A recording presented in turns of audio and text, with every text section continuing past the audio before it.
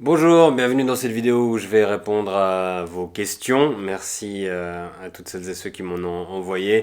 J'ai fait une sélection, j'ai pas vraiment fait un ordre comme ça. Des fois j'ai un peu regroupé par thème. Je vais essayer d'y répondre rapidement. Je vous préviens, c'est la vidéo où je vais le plus parler de moi et c'est probablement la moins drôle qu'il y aura jamais eu sur cette chaîne. Enfin non, il y en a eu des nuls. Donc c'est dans le top 5 des moins drôles qu'il y aura, je pense. Je la vends bien, hein. Allez, c'est parti. Question 1, Sainat, un pote, qui nous dit: est-ce que cette vidéo sera sponsorisée par NordVPN? Ah oui. Non, alors oui, c'est le cas de beaucoup de créateurs, je sais, qui ont des sponsors pour leurs vidéos. Moi, je fais pas ça. Je juge pas ceux qui le font, c'est juste que moi, j'ai pas besoin des revenus de YouTube. C'est pas avec ça que je gagne ma vie. Je gagne ma vie quand vous venez me voir dans les salles. Donc, j'ai toujours refusé toutes les demandes de sponsoring et tout ça. Et oui, j'en reçois. Vous pouvez arrêter de m'en envoyer. Je vais toujours dire non. J'ai quand même monétisé ma chaîne. Vous l'avez sans doute remarqué, maintenant il y a des pubs sur ma chaîne. Ça, j'ai fait au début de la pandémie quand j'ai réalisé que j'allais faire beaucoup de vidéos YouTube parce que je pouvais plus travailler. Et le temps que YouTube valide la monétisation de la chaîne, j'en avais déjà marre de faire des vidéos. Donc voilà, ça n'a pas servi à grand chose, mais j'ai gardé ça. Donc désolé, ça me fait un tout petit peu d'argent, mais j'ai pas besoin de ça. Donc pas de NordVPN. Bon, maintenant, ce que j'ai dit leur nom 2 fois, si vous voulez me verser de l'argent, pourquoi pas. Deuxième question. Bravo Thomas pour les 101K, merci. Je me demandais justement pourquoi tu as abandonné les t-shirts improbables, donc je pose la question. Ah oui, voilà. Pourquoi j'ai abandonné les t-shirts improbables? Merci Mélu. Ouais, ben, j'ai jamais vraiment fait exprès, enfin j'ai jamais vraiment porté beaucoup d'attention à mon style. Ça surprend zéro personne, merci beaucoup. À un moment donné, je m'habillais hip-hop. Peut-être que si je retrouve une photo de moi à l'époque, je vous la mets maintenant. S'il n'y en a pas maintenant, désolé. Et ça m'allait pas du tout. J'ai arrêté. Et puis après, je suis tombé un peu par hasard sur un site avec des t-shirts un peu rigolos, enfin qui me faisaient rire à 18 ans. Et j'ai commencé à porter ça. Et puis après, j'en ai acheté de plus en plus. Puis j'aimais bien le fait de pouvoir me dire juste, je prends le t-shirt sur le haut de la pile. Et je réfléchis pas plus à mon style que ça. Et donc j'ai fait ça pendant une dizaine d'années. Et quand j'ai réalisé que ça devenait un peu mon style et que les photographes pour les articles de presse me disaient: ah, ce serait bien que tu mettes tous tes t-shirts. J'étais là, moi j'ai envie qu'on me parle le moins possible de mon style. Donc maintenant, c'est vrai que j'ai gardé quand même quelques t-shirts avec des dessins dessus. Mais sinon, je mets des trucs tout simples. Mon but, c'est qu'on me pose jamais de questions sur mes habits parce que moi j'y accorde très peu d'importance. Donc voilà, pas merci, Mélu. Troisième question. On prononce Wiesel, Wiesel, Louis XVI ou Thomas Latine? Ah, vous prononcez Wiesel. Moi je prononce Wiesel. Pas mal de gens disent Wiesel, Thomas Wiesel. Ça me paraît pas bizarre, mais tout le reste c'est faux. Tant que vous dites pas humoriste, c'est bon. Il y a un stage de judo que j'ai fait au Québec quand j'avais 18 ans, non 15 ans peut-être. Et tous les matins, il m'accueillait en me disant bonjour monsieur Voisel, puis là, une prononciation bizarre. Et à la fin du stage, je reçois un diplôme, puis c'était marqué Stéphane Voisel, V-O-I-S-E-2-L-E. Donc vous pourrez pas faire pire que ça. Comment ça se fait que le son est à chaque fois aussi pourri? Et il y a un petit cœur. Donc c'est quelqu'un qui est deuxième degré. Oui, c'est une question que j'ai souvent. Le son de mes vidéos est pourri. Parce que c'est un peu l'artisanat. Je sais, il y a des fois des gens qui me donnent des conseils sur comment améliorer. J'en ai pris quelques-uns. Il y a certaines vidéos où le son est meilleur parce qu'on arrive à capter le son qui vient de mon micro via la table de mixage. Quand j'ai mon technicien en tournée avec moi, Yvan, que je salue, qui arrive à faire ça, bah, c'est vrai qu'après j'ai une source de la caméra où j'ai un peu les rires et une source plus clean avec ma voix, et donc j'arrive à les mettre ensemble et c'est plus joli. C'est pas le cas sur toutes les tables de mix, et j'ai personne qui s'occupe de la vidéo à part moi. C'est moi qui pose la caméra, souvent c'est quelqu'un d'autre qui appuie sur play, mais c'est vraiment l'artisanat à l'état pur. Le budget, il est pour que les gens dans la salle entendent bien, et les gens dans la salle entendent bien. Et j'aime pas mettre des vidéos où la voix est très clean et il n'y a pas de rire parce que je trouve que ça rend pas bien compte de l'ambiance. Donc j'ai des vidéos où le son est un peu dégueulasse, notamment parce que euh, quand j'ai reçu vos conseils, bah, j'avais déjà fait, je crois, 6 mois de tournée, donc j'ai pas pu revenir en arrière. Donc je fais de mon mieux, mais je tiens à ce côté un petit peu artisanal. Parce que pour moi, c'est juste vous montrer ce qui se passe dans les salles et ça doit pas être mieux que ce qui se passe dans la salle, parce que c'est ça mon job. Pour la captation de mon spectacle, on a tout fait bien, on a dépensé beaucoup d'argent, donc tout sera clean. Donc ça, je me réjouis de vous montrer, mais j'aimerais pas que pour le reste vous habituez à une trop grande qualité de vidéo, parce que ce sera jamais moi. J'ai pas envie d'engager des gens, ni pour le montage, ni pour rien. J'aime bien un peu tout faire moi-même, puis que ce soit un peu bancal. Et je pense que ça illustre un peu le fait que pour moi, le plus important, c'est le texte. Donc c'est un peu dans cette veine-là. Donc désolé ceux que le son dérange. Je sais que ceux qui ont des écouteurs et tout, c'est encore pire. Donc voilà. Quel a été ton plus gros malaise en impro avec le public?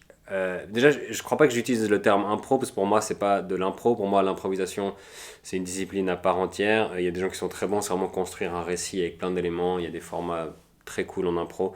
Je considère pas que je sais faire de l'impro et j'en fais pas. Pour moi, le meilleur en impro en Suisse, et je connais que la Suisse, donc le meilleur au monde, c'est Blaise Berzinger. Je vous invite à aller voir sa chaîne. Je sais pas du tout comment mettre des trucs, mais je vais essayer de mettre. Il a aussi fait une FAQ récemment, mais il est très très très drôle en impro et en plein d'autres formats. Donc pour moi, ça c'est de l'impro. Ce que je fais moi, c'est de la répartie, de la conversation, c'est-à-dire que j'ai souvent deux trois questions un peu bateau pour relancer la conversation, puis après je discute un peu avec les gens et en fonction de ce qu'ils me disent, je pose d'autres questions ou je réponds, mais vraiment d'impro parce qu'on va nulle part et puis je sais que à la fin je repars vers mon spectacle. Donc déjà ça, c'est pas de l'impro pour moi. Mon plus grand malaise, en fait j'essaie de vraiment choisir des gens qui ont envie de me parler parce que moi je suis quelqu'un de timide, donc je sais que quand je vais à un spectacle, j'ai pas envie de parler et j'ai pas envie de forcer les gens. Donc je pose des questions ouvertes et je parle à des gens qui ont levé la main, qui ont répondu pour ne forcer personne. Les fois où parfois j'ai discuté avec des gens qui n'avaient pas envie de me parler, c'est là où c'est le plus gênant. Je me rappelle d'une fois à Morges, il y en a peut-être qui étaient là. Euh, C'était un report Covid et du coup l'horaire du spectacle avait changé. Ça me faisait rire de me dire qu'il y a peut-être des gens qui allaient arriver une demi-heure après le début. Et puis je racontais ça au début. Puis une demi-heure après le début, il y a effectivement une famille qui arrive. Et puis ça fait rire tout le monde parce que j'en avais parlé juste avant. Et du coup, je commence à parler à cette famille. Et il s'avère que c'était l'idée de la maman de venir et qu'elle était venue avec son mec et ses enfants. Et le mec n'avait pas du tout envie d'être là, ni envie de me parler. Mais c'est lui qui me répondait. Donc j'ai commencé à parler avec lui, savoir pourquoi il était en retard, tout ça, un peu continuer cette blague. Et il était très antipathique, il voulait pas me dire son nom, il m'a dit qu'il s'appelait Goldorak. Et ça a mis une sale ambiance. Vraiment, on sentait qu'il était fâché. Et du coup, ça a un peu atténué l'ambiance pour le reste de la soirée. C'est une de mes dates où j'étais le moins content parce que je trouve que ça a un peu fait baisser le spectacle d'un ton et j'ai pas réussi à tout récupérer derrière. Donc ça que je dirais que c'est mon pire souvenir de conversation avec le public. Les humoristes sont de plus en plus ces parties discussion impro en début de spectacle. Je comprends bien que c'est en partie pour chauffer la salle, mais j'ai l'impression que c'est de plus en plus fréquent. Oh, c'est long comme question. Est-ce que c'est juste une impression parce que les humoristes partagent sur les réseaux, simplement plus ces moments qu'avant, ou est-ce que c'est une tendance récente? Si c'est le cas, d'où vient-elle? Qui était précurseur? Comment tu l'as approprié si bien? Merci. Morty McFly. Oui, j'ai l'impression qu'il y a de plus en plus sur les réseaux. Pour moi, la justification première, c'est on veut mettre des trucs sur les réseaux pour exister, pour que les gens viennent nous voir, mais on veut pas spoiler, gâcher des blagues de nos spectacles. Donc c'est vrai que ces moments qui sont pas dans le spectacle, c'est une façon de montrer qu'on s'amuse dans nos salles sans que les gens connaissent des blagues à l'avance. J'ai l'impression que oui, il y a eu des précurseurs là-dedans qui en ont fait une spécialité comme Kairon ou Redouane Bougueraba. Il y a d'autres gens, moi j'ai l'impression que je suis pas vraiment dans le truc de discussion avec le public, c'est plutôt autour d'un thème, souvent l'endroit où je suis ou l'actu. Ça aussi, il y en a qui le font beaucoup. Pierre-Emmanuel Barré le faisait à une période. Haroun, il a fait ça aussi beaucoup en allant dans un endroit, en écrivant des blagues sur cet endroit. Donc ça a un peu toujours existé. Peut-être que maintenant on le voit plus, vu que les réseaux mettent en avant des petites vidéos de quelques minutes, et quelques secondes même parfois, et que ça s'y prête assez bien. Moi, j'ai mis très longtemps avant d'oser le faire. Je pense les 5-6 premières années de ma carrière, je n'osais pas parler avec le public. J'étais vraiment texte. Et dès que je sortais du texte, j'étais un peu paniqué. Puis une fois que ça commençait à aller mieux, j'ai réalisé que de temps en temps, j'aimais bien pour créer un lien, discuter un peu. Et au fur et à mesure que je me suis senti plus à l'aise sur cette tournée, ça a été vraiment le déclic où je suis là, le spectacle, je le connais. Je suis confiant dans le spectacle qui va faire rire les gens et du coup je me permets au début de discuter un peu avec les gens. Alors là on est à la 8e question et on est déjà à genre 8 minutes et j'ai prévu 77 questions, donc ça va peut-être être la vidéo la plus longue de l'histoire. Vu que tu as fait un peu le tour de la France, maintenant c'est le moment de balancer dans quelle région était le pire et le meilleur public. Alors ouais, je suis très subjectif. Moi, le pire, Paris, j'ai un problème avec Paris, je pensais pas du tout le problème du public, c'est vraiment moi. Et Paris est le meilleur public en France. Euh, Rennes, c'était cool, passer dans la banlieue de Rennes, ça c'était bien. Quel est le truc qui t'a le plus surpris dans tes recherches d'infos pour chaque lieu de représentation? Ça, je dirais pas que c'est en France, parce qu'en France, la plupart des régions, j'en avais déjà entendu parler, je connais assez bien la France, même sans être allé. L'Afrique du Sud, c'est je pense l'endroit où j'ai appris le plus de choses. Je suis allé pour un festival et le premier soir, il y avait un gala sud-africain sur l'actu sud-africaine de l'année écoulée et je suis allé le voir et j'ai d'abord rien compris parce qu'il y avait plein de langues et ils switchaient de l'anglais aux autres langues sud-africaines et du coup le Xhosa et le Zoulou et je vais pas dire de conneries mais d'autres langues et du coup il y a plein de choses que je comprenais pas, les thèmes je les comprenais pas et j'ai noté tout ce que je comprenais pas et puis je suis allé vers l'organisateur du festival et puis je lui ai dit c'était quoi ça puis j'ai pris plein de notes et du coup j'ai appris plein de choses et j'ai fait un passage sur l'Afrique du Sud mais je pense que c'est là où j'ai appris une chier de trucs parce que à part Mandela et le rugby je connaissais pas du tout l'Afrique du Sud donc ça c'était très surprenant. Quel a été ton plus grand moment de solitude sur scène? Alors, sur scène, c'était. Je me souviens d'une soirée, on jouait à Lausanne au club ABC. C'était une soirée dans le noir. Ça s'est fait un peu. Je sais que Navo et Kian en ont fait à Paris, ça se fait aussi à Montréal. Et ils avaient fait ça à Lausanne. Et moi, j'avais un autre mandat dans la même soirée, donc j'avais pas assisté au début du spectacle. Ce qui est un élément important. Je suis arrivé en cours de soirée et je passais vers la fin. Et du coup, il fallait être dans le noir le plus total, que j'arrive du fond de la scène jusqu'au milieu où il y avait le micro. Et, euh, et donc, je me faufile un peu, je bouscule un peu les gens parce que du coup, on ne voyait vraiment rien. J'arrive sur scène. Et la première chose que je fais sur scène, c'est de m'excuser d'avoir bousculé les gens. Et un autre élément de contexte qui est important, c'est que c'était la deuxième édition de ce spectacle dans le noir. Et la première édition, il y avait eu un peu du grabuge, où il y avait des gens dans le public, vu que c'était dans le noir, qui s'étaient permis de beaucoup commenter, de beaucoup parler, comme ils se sentaient un peu plus protégés par l'obscurité. Et donc les humoristes qui avaient participé, moi j'y étais pas, m'avaient dit fais attention, parce que le public, il peut prendre ses aises, donc il faut faire un peu gaffe à ça. Donc j'avais ça en tête. Je monte sur scène et je dis aux gens, désolé, je voyais rien, si je vous ai bousculé, voilà, j'étais au fond de la salle, je viens d'arriver dans cette soirée. Et là, il y a quelqu'un au premier rang, une dame qui me répond, ah, il fallait me demander, je vous aurais aidé. Et moi, du coup, je suis en mode, je vais lui montrer qui c'est le patron et j'ai répondu un truc du genre, alors déjà, c'est pas passé dans le noir que tu vas pouvoir ouvrir ta gueule. Et j'ai répondu ça assez sèchement et j'ai senti un malaise. Dans le noir, mais j'ai senti un... Et j'étais là, ok, je sens que j'ai dit une connerie, je sais pas ce que c'est, qu'est-ce qui vient de se passer. Et là, il y a Yoann Provenzano, un autre humoriste qui est passé avant, qui dit Thomas, cette dame est malvoyante. Et c'est pour ça qu'elle voulait t'aider, parce qu'elle a l'habitude d'être dans le noir. Et donc, voilà, il y a meilleur moyen de commencer un passage dans un comedy club que d'insulter l'aveugle de la salle, qui elle était toute contente de venir voir un spectacle dans le noir, parce que tout le monde était plongé dans la... Elle était peut-être non-voyante et pas malvoyante d'ailleurs, je me souviens plus exactement. Mais du coup, voilà, ça j'ai mis un petit moment avant de récupérer la salle, parce que clairement, elle n'était pas de mon côté. Est-ce que tu es tenté par une carrière aussi en anglais comme tu avais fait en Afrique du Sud? Alors, tenter, pourquoi pas, c'est vrai que je parle anglais, j'ai beaucoup de références humoristiques en anglais. Ils n'ont pas besoin de moi en anglais, ça c'est sûr. Il y a beaucoup d'humoristes anglais, américains, anglophones. Tous les Scandinaves jouent en anglais, donc il y a énormément de monde. Et voilà, en termes de temps, d'énergie disponible, de bilan carbone, non, je ne poursuis pas du tout une carrière en anglais. Je joue parfois dans certaines entreprises en anglais. À Paris, des fois, j'ai joué dans des comedy clubs en anglais. À Montreux, il y a un gala en anglais auquel je participe régulièrement. Mais ça reste des exceptions pour moi. Si tout à coup il y a une catastrophe et 90% des humoristes anglophones disparaissent, bah là je me dis peut-être qu'il y a une place à prendre. Quel est ton rythme de répétition en stand-up? Je répète pas. Voilà.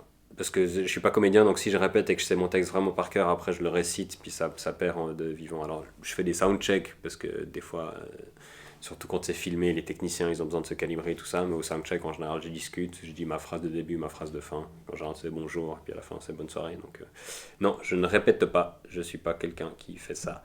Est-ce que tous les Suisses connaissent bien la France? Parce que l'inverse, smiley.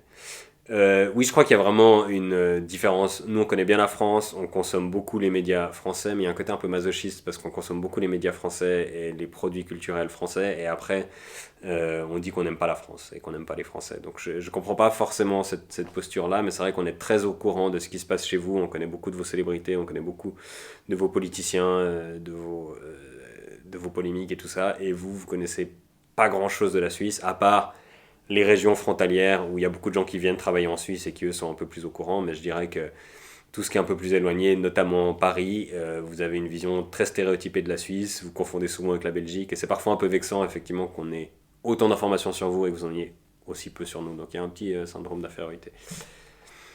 Quel est ton endroit préféré de la francophonie? Montréal. Tu viens quand à Montréal? Ah oui, ça je les ai regroupés, je suis malin, je savais ce que j'allais répondre. Et il y a la suivante aussi. Comment as-tu trouvé ton expérience, tes visites pour les galas à Montréal? Penses-tu y revenir bientôt? Alors oui, j'adore Montréal. Pour moi, l'endroit en francophonie le mieux pour faire du stand-up. Plein d'endroits très très cool. Le Bordel Comedy Club, évidemment. Le Jockey, l'Abreuvoir, le Terminal. Il y a plein de bars où il y a des soirées super. Et donc ça, je suis souvent allé. Les galas, j'ai pas fait de gala juste pour rien. J'ai pas eu cette chance à Montréal. J'ai fait plein de trucs dans le festival ZooFest. J'ai fait plusieurs galas Comédia à Québec, qui ont tous été très cool. Et je crois qu'il y a des droits télé assez longs chez eux, mais ils les mettent petit à petit sur YouTube, donc ça va commencer à sortir parce que ça commence à dater aussi un peu. Et j'aime beaucoup, le spectacle, ça va, je l'ai écrit en partie à Montréal et je l'ai testé en partie à Montréal, donc j'aime bien aller travailler là-bas. Après, c'est compliqué maintenant, parce qu'à une époque, j'ai fait pas mal d'allers-retours. Maintenant, j'aimerais bien y aller un peu plus longtemps et un peu moins souvent. Et du coup, c'est plus compliqué à organiser. Je devais venir l'été 2020 pour 2 à 3 mois faire mon spectacle dans des petites salles. Évidemment, avec le Covid, ça n'a pas eu lieu. On n'a pas réussi à réagender. J'ai terminé la tournée entre deux. Donc, je sais pas quand je reviens, mais je reste très attaché à Montréal. Et c'est un lieu qui est magique pour faire du stand-up. Quelle est ta doctrine personnelle pour l'avion? Alors j'essaye de le prendre le moins possible quand c'est nécessaire. Euh, Moi je suis pour que tout le monde diminue, donc j'essaye de diminuer. Je fais beaucoup en train, tout ce qui est Suisse, France, Belgique, je fais en train, ce qui est parfois très chiant. Mais je suis contre le fait de shamer, je sais que ça se fait beaucoup, les écolos qui prennent l'avion, je trouve un peu bizarre. L'avion n'est pas interdit.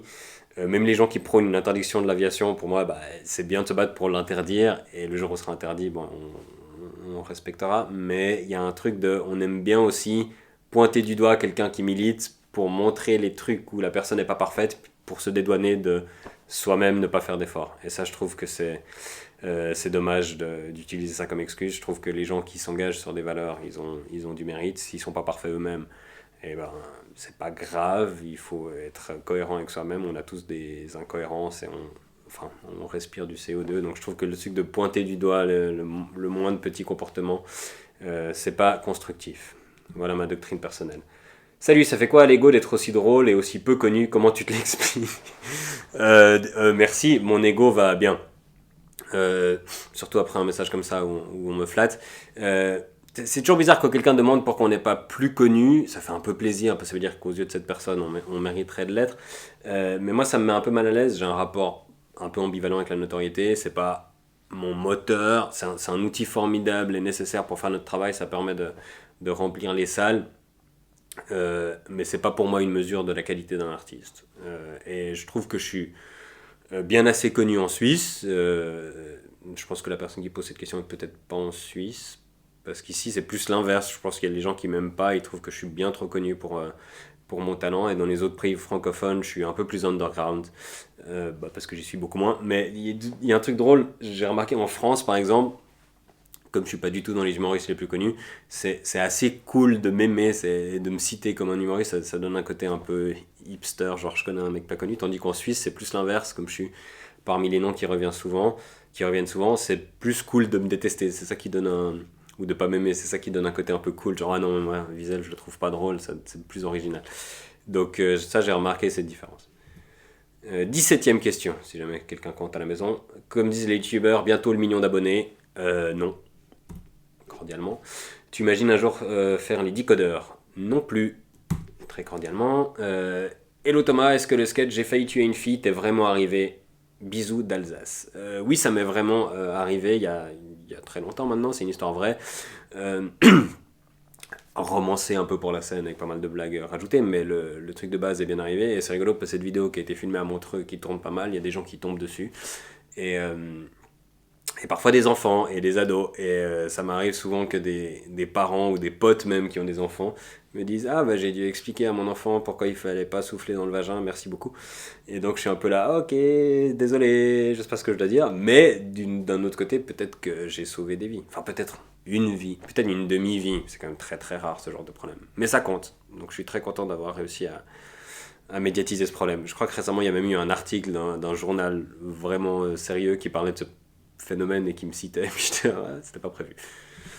Tu sais qu'il y a des trains avec ton nom dessus en Autriche? Non, je savais pas. Je sais qu'il y en a en Suisse, des fois, sur les locomotives, c'est marqué Wiesel avec une belette, parce qu'en fait, c'est juste ça. Wiesel veut dire belette en allemand. Mon grand-père m'avait raconté l'histoire jadis que c'était un de ses ancêtres à lui qui était un paysan en Hongrie et qui n'avait pas de nom de famille parce que les paysans n'en avaient pas à l'époque et il avait gradé dans l'armée d'Autriche-Hongrie, sauf erreur, et il avait atteint un grade où il lui fallait un nom de famille parce qu'il accédait à un statut et du coup ils avaient dit ah, il est malin comme une belette, on va l'appeler Wiesel.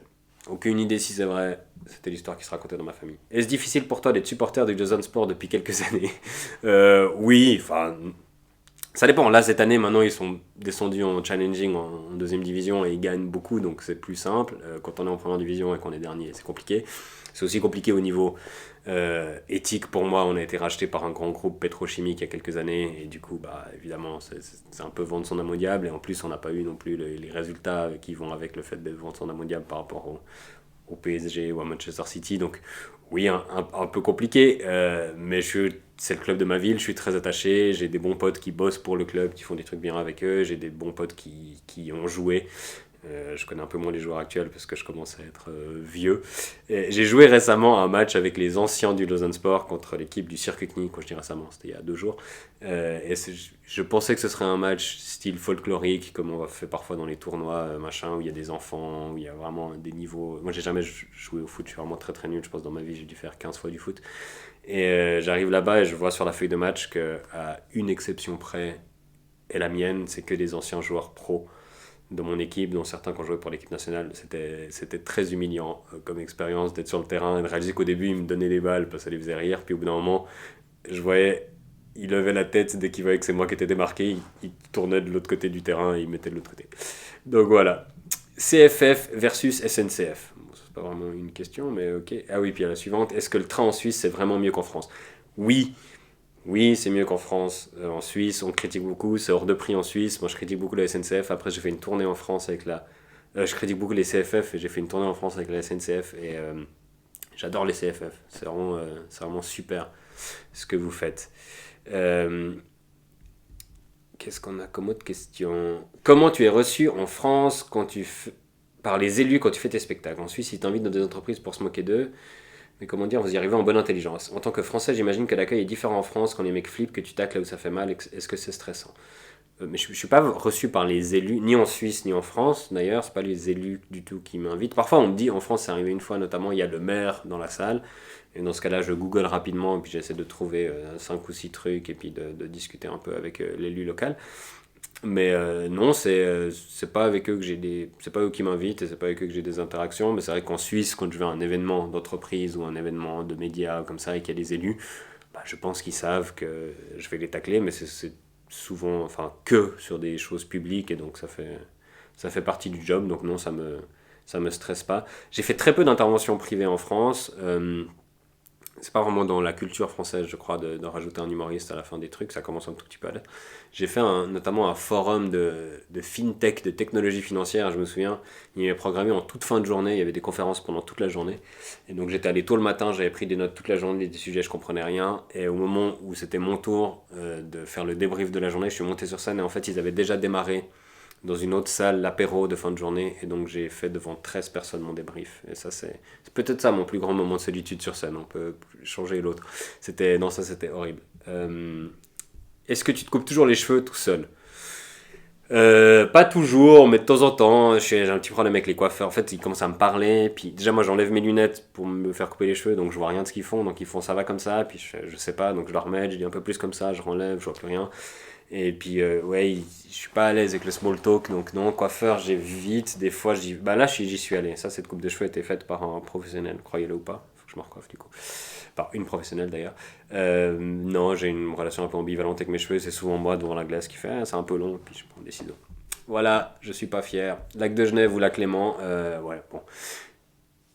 On est censé dire Léman, parce qu'apparemment Léman ça veut déjà dire lac, donc quand tu dis lac Léman, tu dis lac. Mais bon, moi j'avoue que je dis lac Léman. Mais lac de Genève, c'est juste pour nous faire chier. Les Genevois ils disent par exemple ça. Leur chaîne de télé s'appelle Léman Bleu, leur plus grand théâtre s'appelle le Théâtre du Léman. Ils disent Léman, ils disent juste lac de Genève pour faire chier les Lausannois. C'est ma conviction. Est-ce que tu serais prêt à jouer ton propre rôle dans une série? Oui, d'ailleurs, on me l'a proposé, j'ai accepté. Je sais pas si ça va se faire, je crois que ça va se faire, donc j'espère, dans une série helvétique.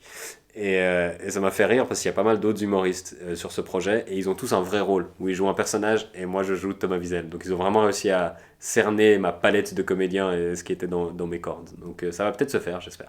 Qui est le gardien de l'équipe de foot d'Islande? Ah voilà. Je savais qu'il y en aurait une là-dessus. Bah, je peux vous dire qui étaient les gardiens à la Coupe du Monde 2018. C'est la dernière compétition pour laquelle ils se sont qualifiés. C'était Runarsson, Aldorsson et Schramm, qui était le seul des 23 qui se terminait pas par Son, d'ailleurs.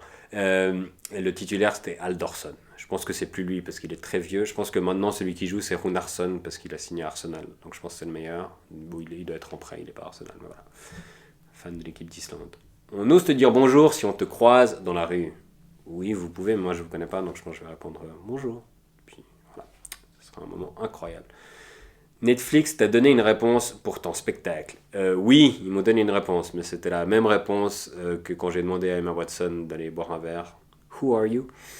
Non, c'est pas vrai. On a eu des discussions avec Netflix et ils m'ont expliqué que leur stratégie, c'était maintenant moins d'humoristes de ma trempe, donc pas très connus ou connus dans un petit territoire comme la Suisse, et plus les grandes stars comme Chris Rock, Dave Chappelle, ou des grands noms français comme Farid. Et du coup que mon spectacle ne s'inscrivait pas là-dedans. Donc Netflix ne s'est pas positionné sur le spectacle. C'est exactement ce qu'ils m'ont dit, on ne se positionne pas. Tu as une idée de quand tu vas mettre en ligne le spectacle enregistré à Lausanne pour la fin d'année passée? Alors, oui, il y a ça, il y a cette capta, donc comme on a proposé à Netflix, on a attendu un peu. Donc je vais la mettre sur cette chaîne.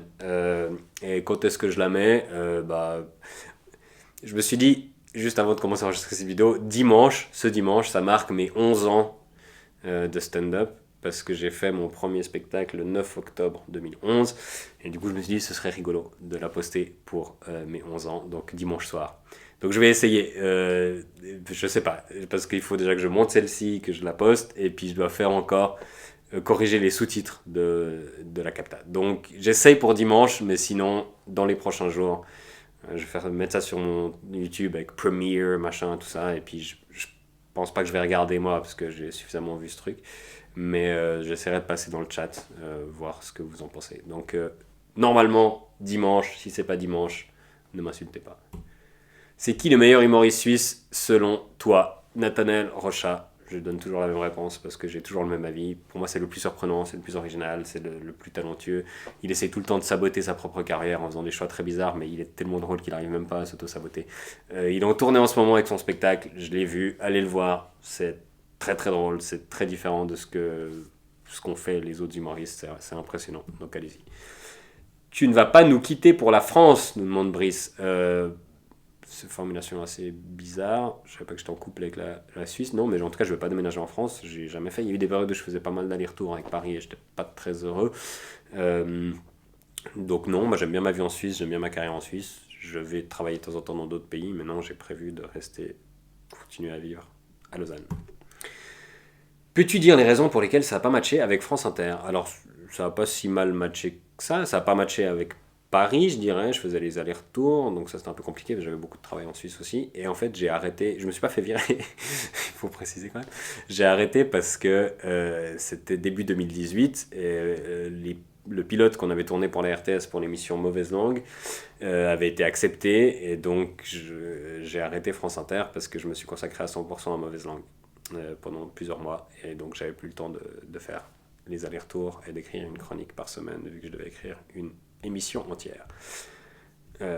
J'ai vu certains de tes passages dans des grosses entreprises suisses. Est-ce quelque chose qui existait avant toi? Comment sont les retours en général quand tu as des personnes qui t'ont engagé pour parler des dites entreprises? Alors, oui, ça existait avant moi, ça c'est sûr. C'était... Je pense que ceux qui l'ont vraiment structuré et démocratisé et institutionnalisé, c'est Marie-Thérèse Porchet et Pierre Naftul. Et eux, ils ont beaucoup fait ça dans les entreprises. Et ils ont notamment, je pense, inventé, sinon en tout cas développé le fait d'écrire des blagues personnalisées et de vendre ce travail d'écriture en plus. Et du coup, les entreprises étaient friandes de ça, d'acheter un spectacle qui était fait pour eux.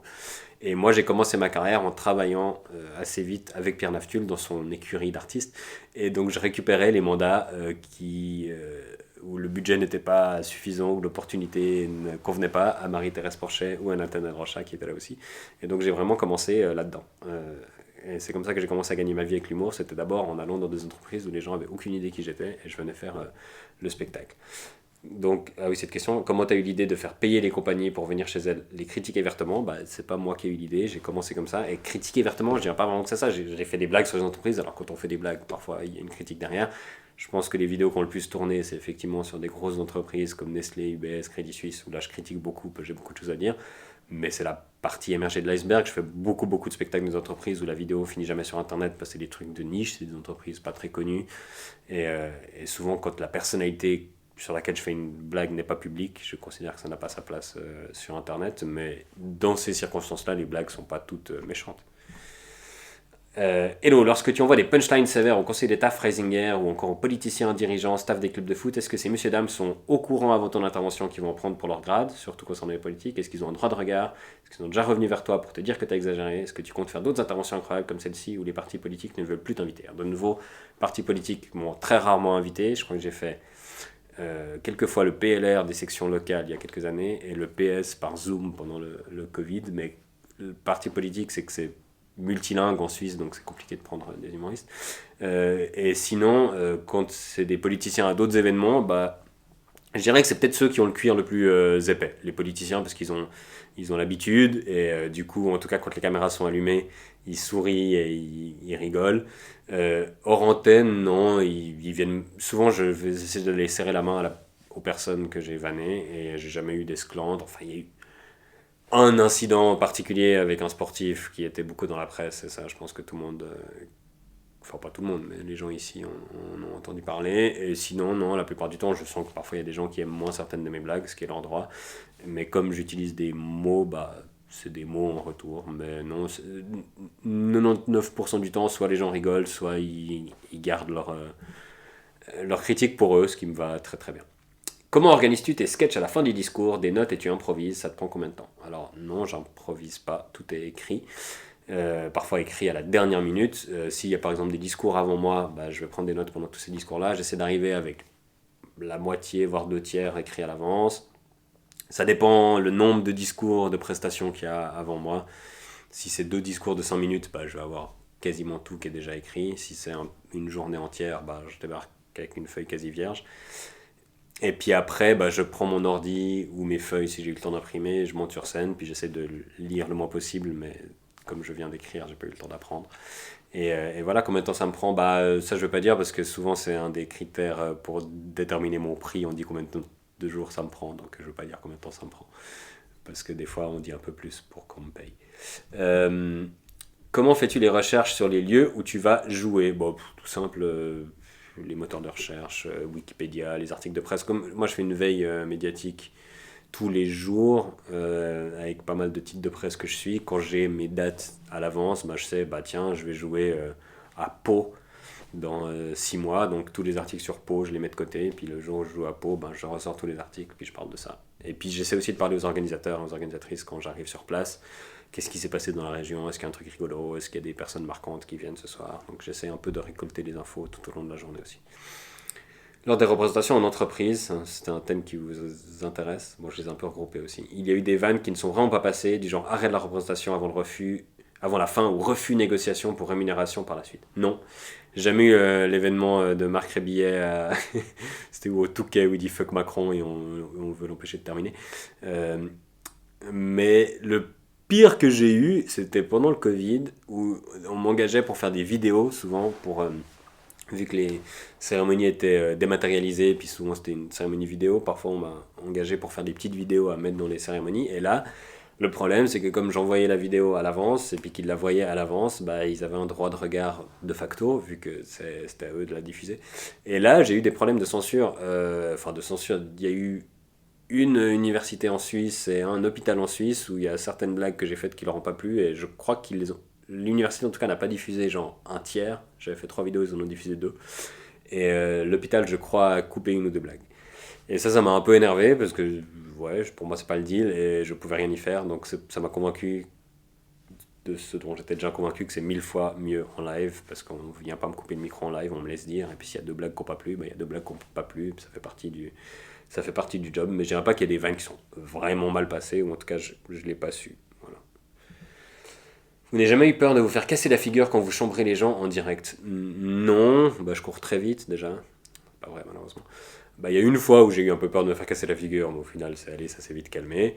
Mais sinon, non, bah non, les gens, s'ils sont pas contents, ils sont pas contents, mais on résout pas tout par la violence. J'ai jamais eu Will Smith qui est monté sur scène. Quel est selon toi le ou la meilleure jeune humoriste par canton roman? Alors, oui, ça je les ai notés. Genève, Thibaut Agoston. Pour moi, c'est celui en ce moment qui me fait beaucoup rire de cette jeune génération.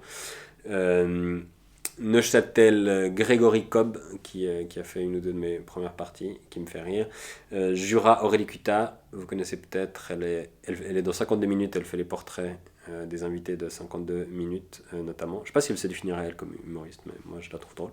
Fribourg, Lord Betrave, Julien qui me fait rire. Sur Vaud, Jérémy Ecoffet. Je crois qu'il est un poil plus âgé que moi, mais voilà, ça passe. Et Valais, Barthélemy Constantin. Il me fait beaucoup rire. Je crois avoir entendu en interview que tu es assez réservé si je te croise à Lausanne et que je te dis j'aime bien ce que tu fais, pas original du tout, c'est sympa ou malaisant. C'est un peu les deux, je pense. C'est sympa et ça ne va pas me mettre mal à l'aise parce que je suis jamais à l'aise avec les inconnus, donc il n'y aura jamais 0% de malaise. Mais ça fait toujours plaisir de savoir que les gens aiment bien et puis ces interactions qui sont polies et respectueuses, c'est jamais un problème. Et quand les gens veulent une photo, me dire un truc et tout ça, je le fais volontiers, il n'y a pas de souci. Quand les gens viennent vers moi pour devenir mon pote, bah là je suis gêné. Enfin, quand il y a une, je sais pas, quand il y a une volonté que cette interaction débouche sur autre chose, je sais pas quoi faire, je sais pas quoi dire. Mais si c'est juste me dire un truc, me poser une question, prendre une photo, aucun problème. Je suis mal à l'aise tout le temps, donc c'est pas ça qui va changer quoi que ce soit. Ça fait quoi d'être soi-même dans le chapitre personnalité de la fiche Wikipédia d'une ville? Bah, je l'ai appris en recevant cette question, je suis allé vérifier et c'est vrai, je suis dans le chapitre Wikipédia de la ville de Lausanne. Bah, j'aime ma ville, donc c'est cool de savoir qu'il y a au moins une personne qui a trouvé que c'était une fierté de me mettre là-dedans. Et c'est cool de savoir que la communauté Wikipédia s'est pas dit non, on s'en bat les steaks, pas assez connu, on l'enlève. Donc je suis assez pertinent pour être là-dedans, donc oui, c'est flatteur.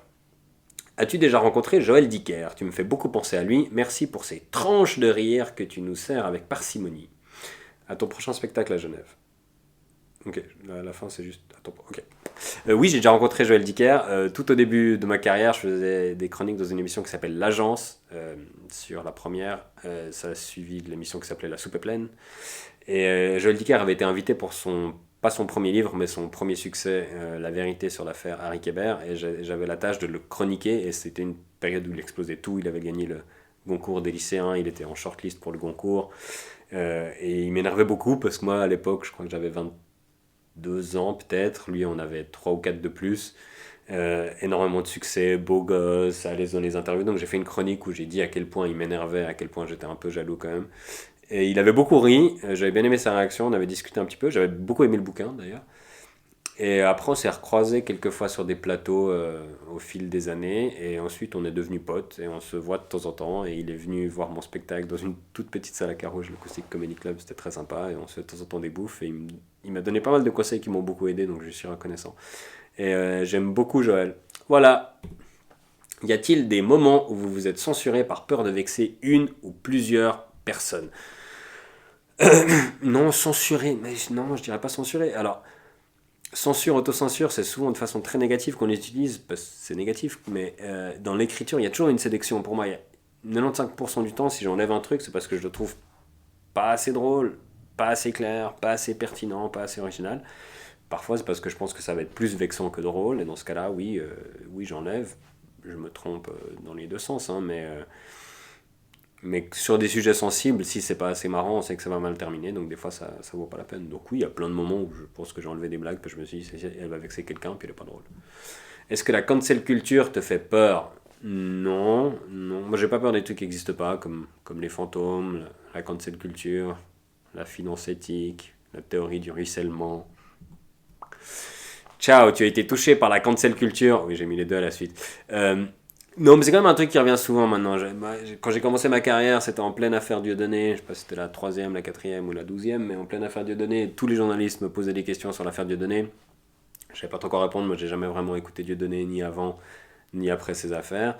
Et puis après, il y a à chaque fois, tous les ans, une affaire de liberté d'expression. Et là, les journalistes sérieux s'intéressent à l'humour. Est-ce qu'on peut rire de tout? C'est la question que j'ai eu le plus dans ma carrière. C'est une des moins intéressantes, je trouve. Surtout si c'est pour ressortir à chaque fois la même citation de Desproges. Moi, la cancel culture, je comprends pas trop ce que c'est. J'ai l'impression qu'il y a des artistes qui ont été touchés par des polémiques et que pour certains, ça n'a pas été très agréable. Et ça, je le comprends, je le conçois, et voilà. Pour d'autres, tu as l'impression que ça a aidé plutôt leur carrière, que ça a fait beaucoup parler d'eux. De façon générale, je trouve que cette histoire de meute de réseaux sociaux qui s'attaque à une personne, c'est jamais bon signe. C'est flippant et c'est plutôt un problème de réseaux sociaux qu'un problème d'humour.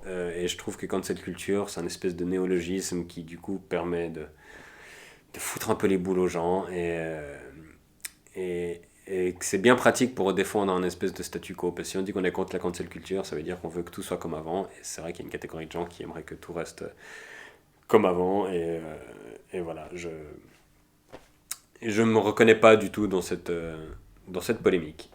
Est-ce que le Locle est vraiment la pire ville de Suisse? En parenthèse, oui. Bon, je suis pas d'accord avec Faye qui pose cette question. Euh, Toutes les pires villes de Suisse pour moi sont de l'autre côté du Röstigraben parce que je les connais pas, je parle pas la langue, je suis pas allé. Donc toutes les villes romandes, j'ai plutôt de la sympathie. Le Locle, j'ai eu pas mal de spectacles là-bas, toujours été très sympa. Les gens sont très enthousiastes, ils ont besoin de rigoler, vous me direz, mais non, ils sont cool. La Grange et le Casino de Locle sont deux salles très cool. Donc j'aime bien le Locle, c'est difficile d'accès au transport public, mais c'est rigolo. À quand un spectacle en Suisse allemand? Bah, c'est un petit fantasme un peu secret. Enfin, j'aimerais bien déjà parler la langue, parce que je trouve un peu honteux de ne pas parler la langue que 70% de mes compatriotes parlent. J'ai pas été assez bon en allemand à l'école, j'ai pas fait l'échange qu'il aurait fallu faire pour apprendre le suisse allemand. Et j'avais dit que pendant le Covid que je l'apprenais, j'ai pas du tout fait. Enfin, déjà l'allemand, que je parle mal, et puis ensuite peut-être le suisse allemand, j'aimerais bien le savoir, mais j'ai la flemme de déménager là-bas pour l'apprendre. Donc c'est possible que ce soit jamais le cas, mais toute petite chance qu'un jour je l'apprenne et je fasse un spectacle. Ils sont cool en privé, les Vincent. On a dépassé les 50 questions, si jamais on est à 40 minutes de vidéo. Je pense que je vais battre mon record. Mais on est aux deux tiers des questions, un peu plus. Ils sont cool en privé, les Vincent, nous demande Kevin. Oui, très cool en privé, les Vincent. Très agréable de bosser avec eux. Leur structure, elle est hyper bien rodée. Tout fonctionne bien. On se sent très bien quand on va faire une chronique dans leur émission. Donc je suis très content de bosser avec eux ces temps. C'est cool. On a commencé pas tout à fait en même temps. Quand j'ai commencé l'humour, ils étaient vraiment au début de leur buzz assez incroyable. Et donc on se regardait un peu de loin. Je sais que le stand-up et eux, ça n'a pas été l'amour fou. Et du coup, notre relation a bien évolué. Et maintenant, on est potes. On s'entend bien, on se voit en dehors. Et je trouve ça très cool, ça me fait plaisir. Pour quand les 100 000 points en Ligue romande? C'est un pote Costas qui demande. C'est vrai qu'on je joue au basket en Ligue romande avec les Dragons de Morges, une des pires équipes de la ligue, et je suis un des pires joueurs de la pire équipe de la ligue, et j'adore ça, je rigole trop, j'aime trop le basket, j'adore regarder le basket, j'adore jouer au basket. Pour répondre à la question de Constantinos, 100 000 points, sachant que j'ai une moyenne d'à peu près 3 points par match, et qu'avec mon planning j'arrive à faire à peu près 5 matchs dans la saison, j'ai calculé qu'il va me falloir 6697 ans. Donc il faut que je bouffe pas mal d'oméga 3. Ton cercle social a changé depuis que t'es populaire? Oh, non, il est peut-être un peu rétréci, mais non, pas vraiment. Bah, je sais pas, la Suisse romande, on a la chance de pas avoir ce truc de showbiz et de trucs où on se déconnecte totalement de la société. On a un métier public, mais on garde des vies normales, ce qui est pour moi un des gros arguments pour le fait de faire carrière en Suisse. Je connais bien plus d'humoristes qu'avant que je fasse ce métier, parce que c'est comme n'importe quel job, bah, tu croises tes collègues et puis tu te lis d'amitié avec. Mais sinon, non, j'ai des potes depuis avant que je fasse de l'humour, et même depuis que je fais de l'humour, je rencontre des gens de toutes sortes de métiers avec qui je me lie d'amitié, et c'est très cool. Donc non, c'est pas ma popularité qui a pu changer quoi que ce soit. Quand t'étais mioche, est-ce que tu pensais que t'allais devenir humoriste slash comédien? Bon, slash comédien c'est gentil, parce que je le suis pas. Humoriste, non, non, bah non, moi je pensais pas que c'était un vrai métier, je pensais pas, enfin si, mais pas en Suisse, j'avais un peu ce truc de... Les humoristes que je regardais, c'était surtout des gens en France, aux États-Unis, en Angleterre, donc j'ai l'impression que c'était inaccessible à moi, et j'avais aussi l'impression qu'il fallait être bon comédien, justement.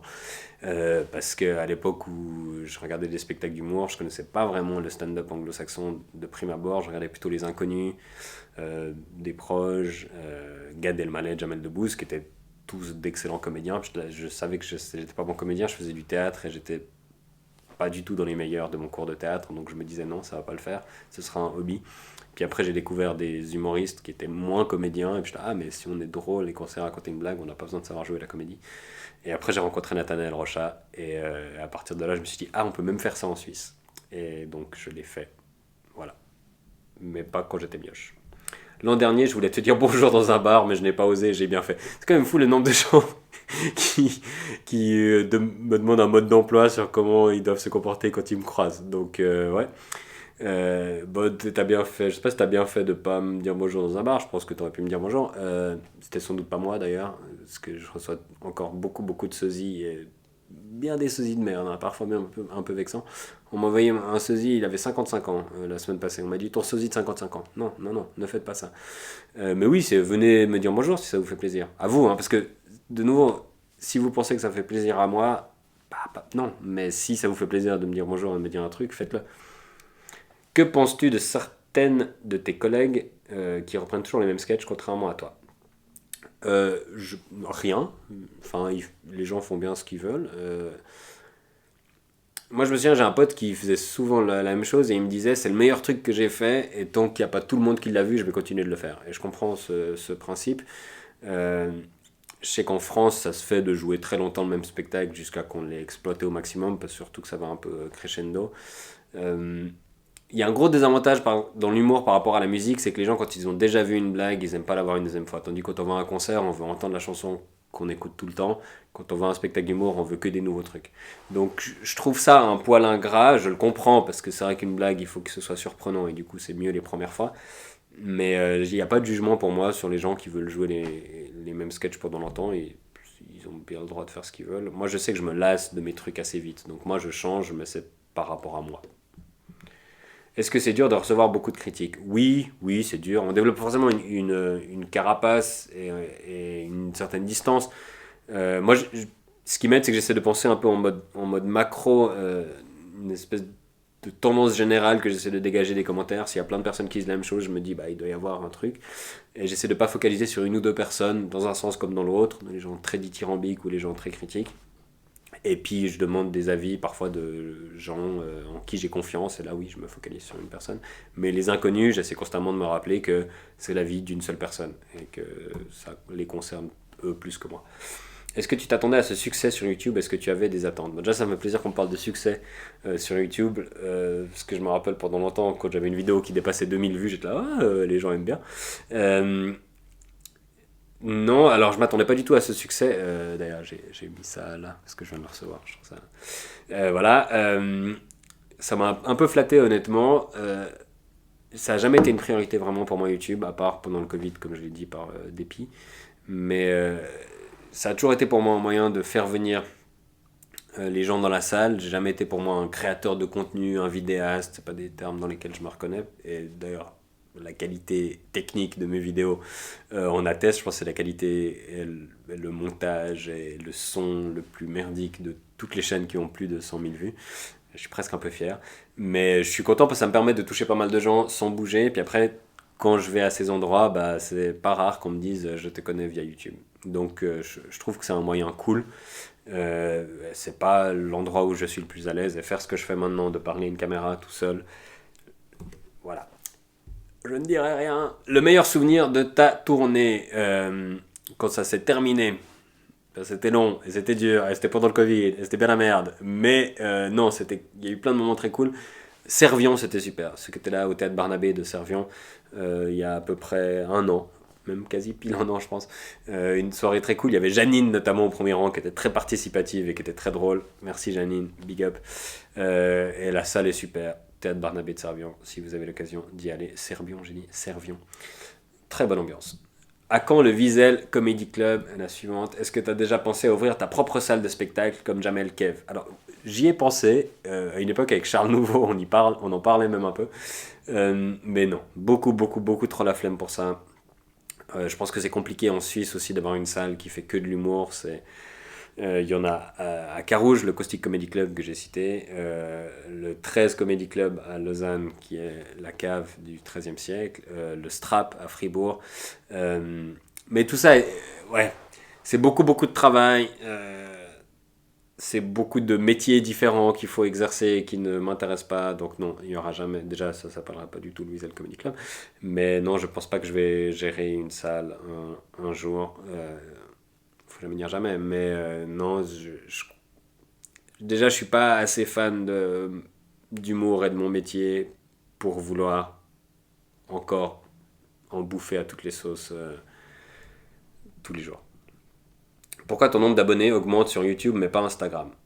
CF, les gens qui doutent. Ah oui, j'en ai parlé dans le podcast de Fanny Ruel, les gens qui doutent, qui est super. Si vous adorez m'entendre parler pendant une heure, comme ça va être le cas aujourd'hui, allez écouter ça. Oui, c'est un truc que je ne m'explique pas. Sur YouTube, ça a beaucoup augmenté au début de première vague Covid parce que je faisais plus de vidéos et parce que les gens étaient chez eux. Et maintenant, ça augmente de façon un peu stable quand je poste des vidéos. Tandis qu'Instagram, ça a aussi beaucoup augmenté début du Covid. Je crois que j'ai quasi doublé. J'étais à peut-être 60 000 quand les trucs ont fermé. Et j'étais assez rapidement à 100 000, 110 000. Ce qui était hyper stimulant parce que je faisais beaucoup de trucs sur les réseaux. C'était mon seul moyen d'exister. Donc de voir ça augmenter, c'était hyper cool. Et tout à coup, du jour au lendemain, ça n'a plus augmenté. Et là, je suis entre 131 et 132 depuis plus d'un an, j'ai l'impression.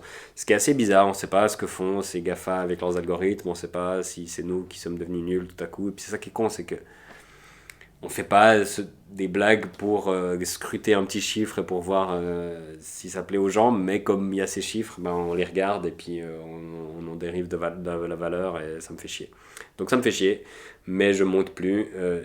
Un, un truc où je me suis demandé si c'était ça, c'est j'ai eu une fois, mais je crois sur Facebook, mais comme Facebook et Insta, c'est méta, j'avais fait un mème, je sais plus du tout sur quoi c'était, mais il y avait j'avais utilisé le template de James Franco qui a une corde autour du cou dans un film des frères Cohen et qui regarde et qui dit quelqu'un qui a essayé de cambrioler, qui dit first time. Et je crois que j'avais mis le visage de Natacha Campouche, c'était sur le confinement, je crois. Natacha Campouche qui réagit aux gens qui sont confinés depuis un an et puis qui dit first time. Voilà. Et comme il y avait une corde autour du cou, je crois que ça a été identifié comme un contenu invitant au suicide ou violent ou je sais pas quoi. Et donc j'ai eu un avertissement ou je sais plus exactement comment ils ont appelé ça.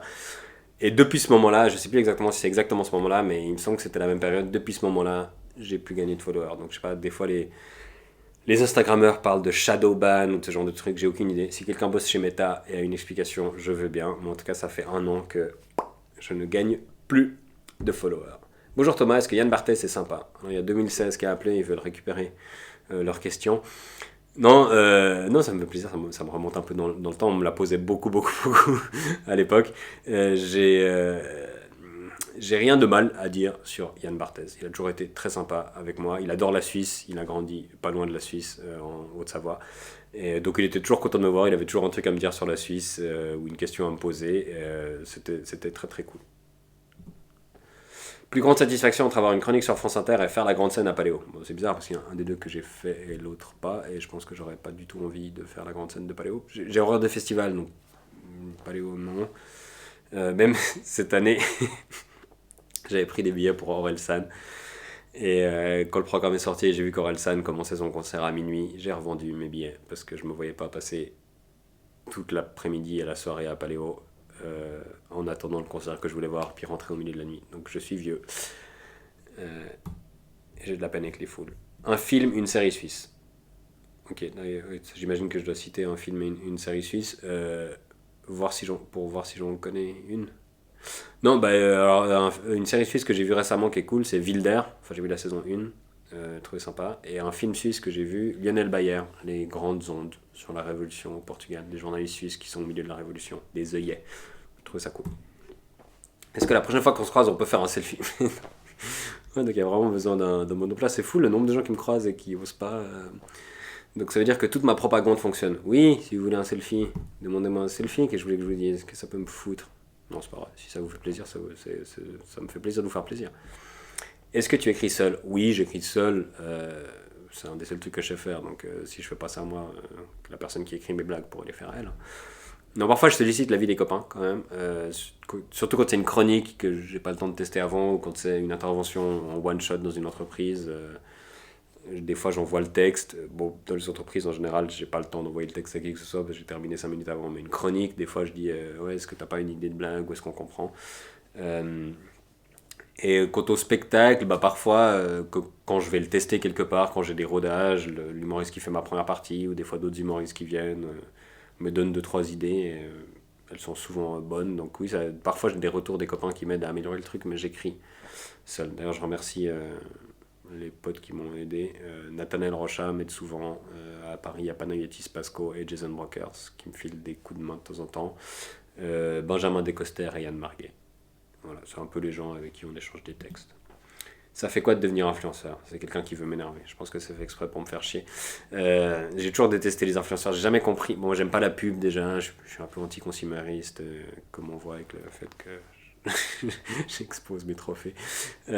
Du coup, je comprends pas ça. Déjà, la pub, pour moi, je trouve ça nul, mais on comprend que George Clooney, il est payé pour dire qu'il boit du café, et puis que c'est pas lui qui nous fait croire qu'il adore ce café. Tandis que les influenceurs, il y a cette espèce de truc de oui, c'est moi qui vous parle de ce que j'aime, alors qu'on sait qu'il y a des contrats derrière, mais on fait semblant, puis c'est des hommes et des femmes sandwich, et je sais pas. Lorsqu'on se fout de la gueule des gens, j'aime pas. Je suis mal à l'aise. Un certain Alex V qui demande, vous qui le connaissez un peu, comment vous expliquez qu'Alex Vizorek soit si charismatique? Ah bah je me l'explique pas. Surtout que quand tu le vois en vrai, c'est vraiment pas impressionnant. Donc c'est vraiment un truc avec la caméra, je sais pas, incompréhensible. Est-ce que tu t'intéresses aux autres humoristes suisses mais non francophones? Je veux dire, est-ce qu'il y en a? Alors oui, il y en a. Je m'y intéresse pas parce que je parle pas la langue. Il y a un Röstigraben, comme on appelle ça ici en Suisse, une barrière de Rösti qui est très très forte entre les différentes régions linguistiques. Euh, mais de réputation, j'en connais quelques-uns. Hitzelbrugger, je pense que je viens d'estropier son nom, mais elle cartonne en Suisse, mais aussi en Autriche, en Allemagne, parce que du coup, le phénomène qu'il y a avec les artistes francophones où ils ont tendance à aller à Paris, bah, du côté suisse-allemand, ils ont tendance à aller à Berlin ou peut-être à Munich, enfin je connais pas assez bien, mais en tout cas à essayer de faire carrière sur toute la germanophonie. Et Elzelbrugger, elle cartonne, elle a son spécial sur Netflix, donc si vous êtes germanophone, écoutez. Et il y en a un que je sais qui cartonne, c'est Charles Ngela, qui lui est parfois dans les pubs de notre côté de la Sarine parce que l'entreprise a la flemme de débaucher quelqu'un en Romandie. Donc voilà, c'est les deux que je connais. Comment était ton expérience à quotidien et pourquoi être parti? Alors, l'expérience était assez folle, notamment parce que c'était le tout début de cette émission. Il y avait eu tout le feuilleton ils partent de Canal Plus avec le petit journal, ils arrivent sur TMC avec Quotidien, on en parlait beaucoup. J'avais été très flatté qu'on me contacte, très surpris qu'on me prenne. Et dès la deuxième semaine d'émission, j'avais eu une chronique et ça avait fait beaucoup parler en Suisse. Donc ça, c'était assez fou de faire partie de ça. J'ai pas mal de regrets personnels sur le fait que pour moi, j'ai pas réussi à être suffisamment à l'aise. Je pense qu'en partie, c'était lié au fait que je faisais les allers-retours. Donc j'arrivais le matin de ma chronique en TGV, je finissais dans le TGV, j'étais hyper tendu. On arrivait, il fallait préparer les images, machin. Puis c'était ma première expérience de plateau de télé, de chronique avec un prompteur. Donc il y avait beaucoup de choses qui faisaient que j'étais plus tendu que ce que j'aurais aimé être et qu'il n'y a jamais eu cette truc de comme Vincent Dedienne ou pas mal d'autres, Pablo Mira, Alison Wheeler ont été sur ce plateau hyper à l'aise à faire des vannes et que ça passe bien. Moi j'ai toujours ce truc de je venais puis je disais ma chronique mais il n'y avait pas la magie prenait pas. Donc ça j'étais frustré pour moi de pas être assez à l'aise en plateau. Il y avait aussi pour moi un truc un peu bizarre, c'est que on m'avait demandé d'amener les nouvelles de Suisse, c'était un peu ça le concept de ma chronique, parce que c'était l'année du fameux discours de Johann Schneiderman, rire c'est bon pour la santé, et je pense qu'ils avaient eu l'impression qu'il y aurait un truc comme ça chaque semaine dont je pourrais parler. Et évidemment, bah, des actus suisses, il y en a, mais des actus suisses qui pourraient intéresser les Français, faire rire les Français, bah, il n'y en avait pas chaque semaine, donc après je me retrouvais à devoir un peu broder un peu autour de deux actus suisses, parler un peu de la France, donc voilà, c'était parfois un peu délicat de trouver de la matière. Et puis en fait ça s'est arrêté, je suis pas parti à proprement parler, c'est aux alentours de Noël, j'avais un voyage qui était prévu depuis avant que je signe ce contrat, et donc je suis parti en vacances et mes vacances n'ont pas coïncidé avec les vacances de l'émission. Et du coup ils m'ont dit tu peux venir la semaine prochaine, je suis là non, je suis en vacances jusqu'à dans 2 semaines. Et quand je suis revenu de vacances, Jonathan Lambert avait commencé une chronique qui étaient les jours que je faisais moi, et puis après, bah, quand t'as le choix, Jonathan Lambert et Thomas Wiesel. Voilà. Quand j'ai dit que j'étais dispo à revenir, ils m'ont dit ouais, on te redonnera des dates. Et voilà. Donc ça s'est terminé comme ça. Est-ce que ça te saoule si on t'aborde dans la rue pour un classique, j'adore ce que tu fais, ou un selfie? Mais putain! Non, non, ça me saoule pas. C'est pas ma passion, mais ça me saoule pas. Faites-le, faites-le. Abordez-moi dans la rue. Bordel. Ce week-end, je me suis dit que tu matcherais bien avec l'hebdo de Samuel Etienne. Est-ce que tu connaîtrais un moyen pour taper l'incruste? Ah, Samuel Etienne, c'est donc notamment le présentateur de Questions pour un champion et qui a une matinale sur Twitch où il fait des revues d'actu. Alors moi, je connais pas du tout Twitch, j'ai pas pris ce virage.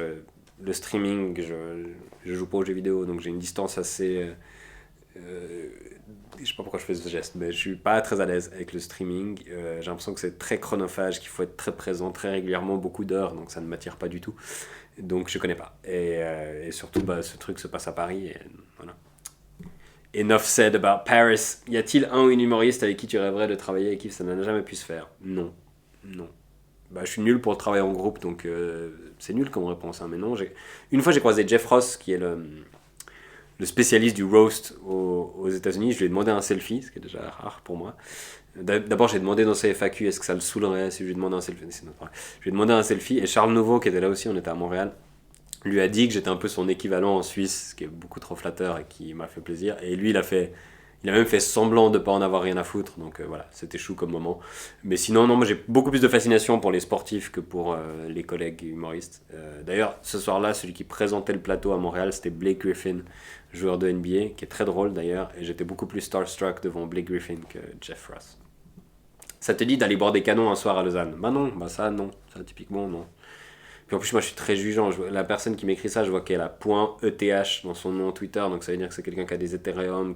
Donc il va me parler de crypto-monnaie. Franchement, je préférais m'enlever les globes oculaires avec une truelle de jardin que d'aller boire un verre et qu'on me parle de crypto-monnaie. Tu récupères les blagues de quel comique américain pour être si drôle? Alors moi, je tape vraiment dans les ouzbeks pour pas me faire griller. C'est ça le secret. Et la dernière question. Oh là là, on a fait 1 heure. À quand une nouvelle tournée? Eh ben 2023. Voilà, dès janvier 2023, mon nouveau spectacle, dont vous connaissez le thème si vous avez écouté Les gens qui doutent, sera sur les routes. Je pense que ce sera une tournée plus courte, déjà parce que j'espère qu'il n'y aura pas de pandémie et parce que j'ai réalisé que je n'avais pas joué le même truc trop trop longtemps. Donc il y aura beaucoup moins de dates, donc soyez attentifs, on va les annoncer dès qu'on peut. Il y aura sans doute aussi moins de dates en France, pour plein de raisons, dont certaines sont liées à la SNCF. Donc oui, n'attendez pas trop et ne faites pas le truc d'attendre que je joue dans une ville puis de m'écrire la semaine d'après. Quand est-ce que tu viens à Toulouse? Il y a 4 jours. Donc 2023, nouvelle tournée. Le spectacle sur Netflix, pas sur Netflix du coup, le spectacle refusé par Netflix sur YouTube, sur cette chaîne. Normalement dimanche, maintenant que je vois que j'ai fait 1 heure, peut-être pas dimanche, mais bientôt. Et merci de me suivre et merci pour ça.